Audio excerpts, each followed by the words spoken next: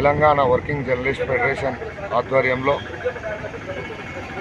జర్నలిస్టులకు ఇండ్ల స్థలాల సాధన కోసం 7 రోజులు ధర్నా చేసినాం. ఈరోజు 8వ రోజు రిలే దీక్షలు చేస్తున్నాం. ఈ రిలే దీక్షల కారణం ఏమంటే ఇండ్ల స్థలాలు ఇవ్వకుండా గత ప్రభుత్వాల నుంచి తెలంగాణ ఏర్పడినప్పటి నుంచి మన నిధులు, మన నియామకాలు, మన నీళ్ళు అని జర్నలిస్టులను రోడ్డున పడేసిండ్రు. సొంత ఇంటి గూడు కోసం ఇలా రోడ్డు ఎక్కి అడుక్కోవాల్సిన పరిస్థితి వస్తుంది. 75-80 గజాలు. ఒక్కసారి మీరు బాగా గమనించండి.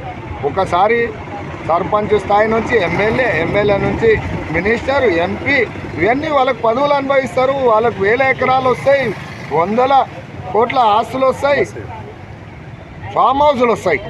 జర్నలిస్ట్ అడిగేది సొంత ఇంటి గూడు 75-80 గజాలు. దానికి కూడా సిగ్గుపడాలి ప్రభుత్వాలు. ఈరోజు జర్నలిస్టులు చనిపోతున్నారు. 4 చనిపోయిండు. ఇప్పుడే 19 నెలలు అయింది. లెనిన్ నరసింహ చనిపోయిండు. జర్నలిస్టు విధి నిర్వహణలో చనిపోయిండు. పట్టా ఉంది ఆయనకు. గత ప్రభుత్వం పట్టా ఇచ్చింది.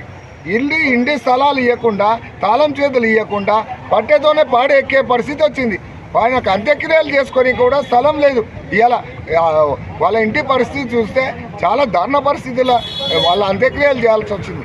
ఈరోజు దశదిన కర్మ దృష్టిలో పెట్టుకొని ఈ రిలే దీక్షల సందర్భంగా ప్రభుత్వానికి తెలియజేయాలి, నిరసన తెలియజేయాలి. ఒక జర్నలిస్టు రిలే 10 దినాలు కూడా చేసుకోలేని పరిస్థితిలో ఉన్నారని తెలియజెప్పాలనే ఈరోజు రిలే దీక్ష సందర్భంగా ఈరోజు దశదిన కర్మ చేస్తున్నాం. ప్రభుత్వానికి ఇప్పటికన్నా ప్రజలు కూడా ప్రశ్నించాలి. ప్రజాపాలన అన్నారు మీరు. ప్రజాపాలన ఏడుంది అని అడుగుతున్నా నేను. 19 నెలలు అయింది. మీరైతే పదవులు పెరుగుతాయి, అన్నీ అరుగుతాయి, మీకైతే సమయం లేదు. మా జర్నలిస్టులు వచ్చేవరకే ఆగాలి, వెయిట్ చేయాలి. ఎన్ని రోజులు ఆగుతారండి? అప్పుడు 10 ఏళ్ళు తెలంగాణ వచ్చి ఇన్నేళ్ళ ఇప్పటి వరకు ఎప్పుడు సొంత ఇంటికి కూడా 3 దశాబ్దాల నుంచి జర్నలిస్టులు సొంత ఇంటి గూడు కోసం ఎన్ని ప్రభుత్వాలు మారినా అందరూ అట్లే ఉన్నారు. ఎవరు ఒక్కరు కూడా జర్నలిస్టులకు న్యాయం చేయాలని నేను ఈ సందర్భంగా తెలియజేస్తాను. బండి Vijay Kumar, Telangana working journalist federation రాష్ట్ర ఉపాధ్యక్షుని. పాలమూరులో గత 3 దశాబ్దాలుగా జర్నలిస్టులు వివిధ ప్రభుత్వాలు ఉన్నప్పుడు గతంలో మంత్రులుగా పనిచేసిన పొడపాటి చంద్రశేఖర్, పులివీరన్న, అట్లాగే డికే అరుణ మంత్రులుగా ఉన్న సందర్భంలో అనేక పర్యాయాలు అధికారులు పేద ప్రజలుగా గుర్తించి జర్నలిస్టులను పట్టాలు ఇవ్వడం జరిగింది. ఆ పట్టాలను గత ప్రభుత్వం మాజీ మంత్రి శ్రీనివాస్ గౌడ్ ప్రభుత్వం ఉన్నప్పుడు పట్టాలను తీసుకొని డబుల్ బెడ్రూమ్ ఇండ్లు ఇస్తామని చెప్పడంతో ఈ పట్టాలు కూడా జర్నలిస్టులు వాపసు ఇచ్చిండ్రు. వాళ్ళకు సంబంధించిన దాదాపు ఒక 150 మంది దాకా పట్టాలు కూడా తిరిగి డబుల్ బెడ్రూమ్ పట్టాలు ఇవ్వడం జరిగింది.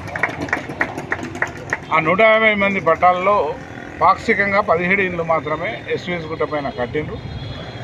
66 ఇండ్లు ఎస్వీఎస్ గుట్ట పైన, ఒక 50 ఇండ్లు మౌలాలిగుట్టలో పట్టాలు ఇవ్వడం జరిగింది. మౌలాలిగుట్టలో ఇండ్లు నిర్మాణం జరిగింది. కేవలం ఇన్ఫ్రాస్ట్రక్చర్, రోడ్లు, కరెంటు, ఇతరత్ర పనుల కోసం హ్యాండ్ ఓవర్ చేయకుండా ఇండ్లు అట్లే ఉన్నాయి. దాదాపు 700 ఇండ్లు అక్కడ నిర్మాణం జరిగినాయి.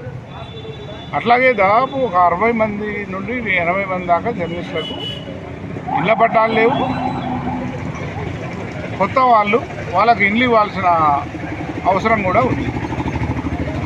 ఓవరాల్గా ఇప్పటికే ఎస్వీఎస్ గుట్ట పైన జర్నలిస్టులు ఇచ్చిన పట్టాలకు వాళ్ళ ఆధీనంలో ఉన్నాయి ఆ ప్లాట్లు. మౌలాలిగుట్టలో తాళం చేయిలు ఇవ్వలేదు. ఖచ్చితంగా మౌలాలిగుట్టలో తాళం చేయిలు, అట్లాగే కోర్టు కేసుల వివాదాల్లో కూడా ఒక 7 మంది విలేకరులు వెళ్ళడం జరిగింది. ఈ మౌలాలిగుట్టతో పాటు 7 మందికి తక్షణమే ఇండ్లు హ్యాండ్ ఓవర్ చేస్తే పెద్ద సమస్య, సగం సమస్య తెగిపోతుంది. అట్లాగే ఎస్వీఎస్ గుట్ట పైన కూడా ప్రతి ఒక్కరికి ఎన్ఓసి జారీ చేయాలి. ఎందుకంటే జర్నలిస్టులకు పట్టాలుండి ఇచ్చిండ్రు, కొంతమందికి పట్టాలు లేకుండా జర్నలిస్టు కోటా కింద జర్నలిస్టు పేరుతో గత మాజీ మంత్రి ఇచ్చిండ్రు ఆ కుటుంబాలకు. స్కీమ్ బీపీఎల్ ఇంకోటా ఏదైనా ఉన్నాయి. కాబట్టి గౌరవప్రదంగా 4th ఎస్టేట్కి ఇచ్చిన దాన్ని గౌరవంగా ఉంచకుండా ప్రస్తుత ప్రభుత్వం నోటీసులు జారీ చేయడం, వివాదాస్పదంగా మార్చడం చేయడం జరుగుతుంది. కాబట్టి అది అధికారులైనా రాజకీయ నాయకులన్నా తక్షణమే అలాంటి పద్ధతిని వదిలేసి గౌరవప్రదంగా గత ప్రభుత్వంలో ఇచ్చిన వాళ్ళందరికీ బేషరతుగా ఎలాంటి షరతు లేకుండా ఒక రక్షణతో కూడిన ఇండ్లను అప్పచెప్పాల్సిన అవసరం ఉంది. అట్లాగే ఇండ్లు లేని వాళ్ళకు కూడా ఖచ్చితంగా ఇండ్లు ఇవ్వాల్సిన అవసరం ఉంది.